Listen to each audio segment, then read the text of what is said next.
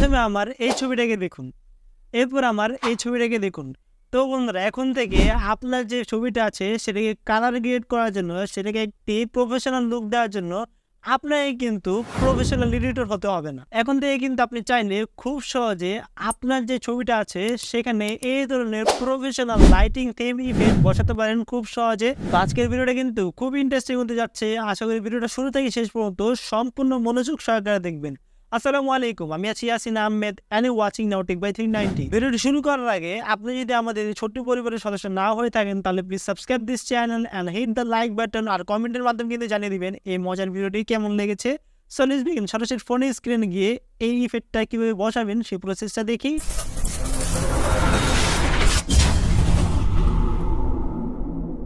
ইমেজে lighting effect বা এটি professional look দেওয়ার জন্য সরাসরি চলে যাব হলো প্লে স্টোরে এবং সার্চে টাচ করব। তারপর আমরা লিখব হলো সুইচ লাইট। আমি এখন লিখে দিচ্ছি।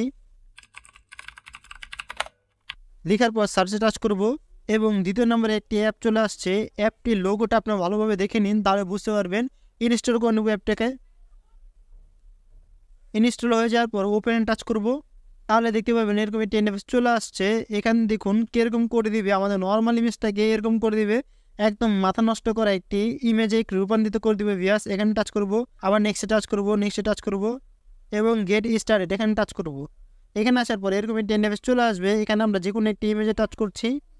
এখানে দেখুন প্রো লেখা যেগুলো আছে সেগুলো কিন্তু পেড, আমাদের পেড করে এটা নিতে হবে। আমরা পেড করব না, আমরা ফ্রিতে ব্যবহার করব, তার জন্য ফ্রি যেটা আছে সেটাতে টাচ করছি। টাচ করার পর প্লাসে টাচ করব এবং অলওয়েজ দিয়ে দিব। তারপর গ্যালারি থেকে একটি ফটো সিলেক্ট করে দিচ্ছি। এখান থেকে আমি এই ফটোটা সিলেক্ট করে দিচ্ছি এবং টিক চিহ্নতে টাচ করে দিচ্ছি। তাহলে দিতে পারবে ভিউয়ার্স নর্মাল ছবিটাকে কীরকম করে দিয়েছে। এই যে দেখুন নর্মাল ছবিটা, এখন দেখুন আমাদের যেই এডিট করার প্রসেসের পর ছবিটা একদম অনেকটাই কিন্তু ডিফারেন্স লাগছে। এখান থেকে যদি আমরা একটু কমিয়ে দিতে চাই তাহলে কমিয়ে দিতে পারি, আর যদি অ্যাডজাস্ট করতে চাই তাহলে অ্যাডজাস্টে টাচ করে এখান থেকে আমরা সব কিছু অ্যাডজাস্ট করে নিতে পারি। অ্যাডজাস্ট করার পর ডান টাচ করব এবং আমরা লাইটের পাওয়ারটাকে একটু কমিয়ে দিব। এখান থেকে কমানো বাড়ানো যাবে ভিউয়ার্স। আমি এতটুকু রাখছি। দেখুন কি সুন্দর লাগছে, আমাদের নর্মাল ছবিটাকে একদম কি সুন্দর একটি ছবিতে ক্রিয়েট করে দিয়েছে, একদম মাথা নষ্ট ক্রিয়েট করে দিয়েছে।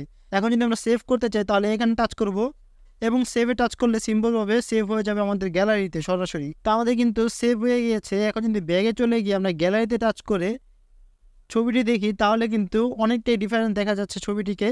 এইভাবে আপনারা খুব সহজে আপনার যে নর্মাল ইমেজটা আছে সেটাকে কিন্তু একটি লাইটিং ইফেক্টে বা প্রফেশনাল ইমেজে ক্রিয়েট করতে পারেন এভাবে খুব সহজে।